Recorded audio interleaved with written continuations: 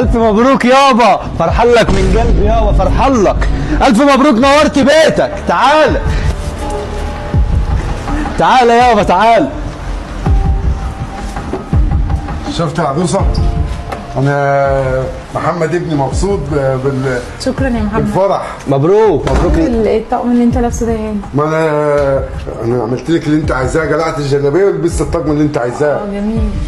عامل يا محمد؟ الحمد لله يابا، مبروك يا عروس. الله يبارك فيك. ابن محمد. بس محمد اشيك منك. ما هو ابني بقى أنا. هو ايه اللي ابني بقى؟ إيه في إيه؟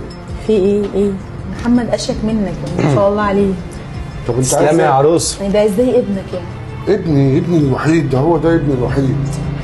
خش يابا اللي بقى خلصي جهزين العشاء كده. عشاء؟ اه انا اروح اعمل عشاء؟ لا انت روح انت اعمل اي حاجه بشكلك ده.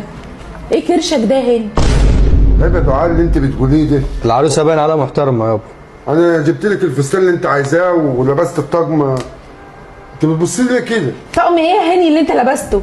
هو ده طقم اصلا فرح ولا طقم اي حاجه من اللي... وايه دقنك دي؟ لا انا مش حالك دجني. يعني ايه مش حالق دقنك؟ وبعدين انت كل ده شعر ابيض يا هاني؟ كل ده ايه ده؟ استقبل وايه يابا. شعرك ده؟